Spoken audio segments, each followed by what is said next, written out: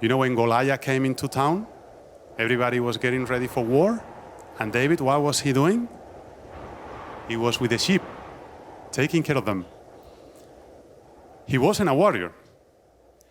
Do you think he knew who he was?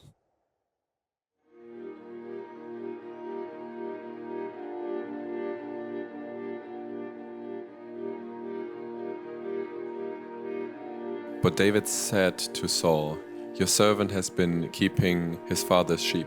When a lion or a bear came and carried off a sheep from the flock, I went after it, struck it, and rescued the sheep from its mouth. When it turned on me, I seized it by its hair, struck it, and killed it." So this guy wasn't taking care of the sheep. This guy was doing something else. He was fighting lions. That's crazy. That was this guy was doing. That's where he got his confidence from. It wasn't from a blink of an eye that he thought, I'm the king of this place. It was years of preparation. It was years of suffering. Imagine that you are out there taking care of the sheep and suddenly there is a lion.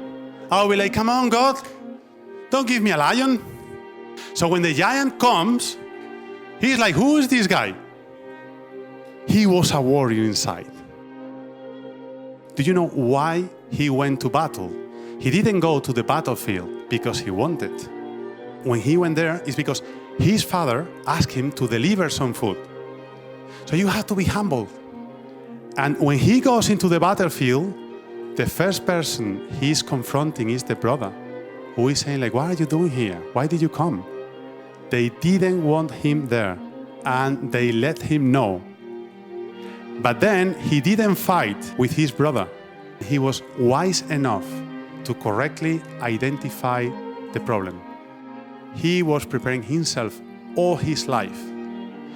Sometimes we just want the great duties, the big titles. We want to fight the good battles. But David was doing everything right and everything with his heart in the Lord when he was no one, when he was a shepherd, when he was taking care of sheep. He was a really good one. That's where he got his confidence. He's like Jesus. We don't know anything about Jesus until he was 30-something.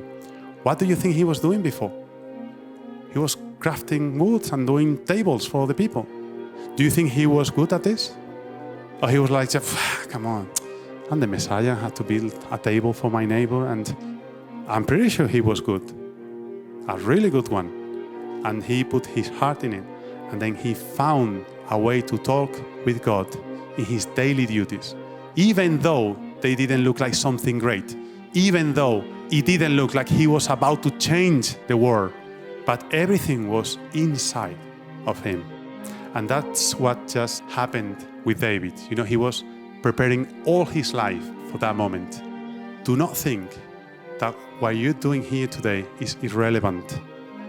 Everything, the songs, the prayers, the team, everything is there for a reason. You are preparing yourself for something, and you have to believe that this is a room of destiny, your destiny, of our destiny together.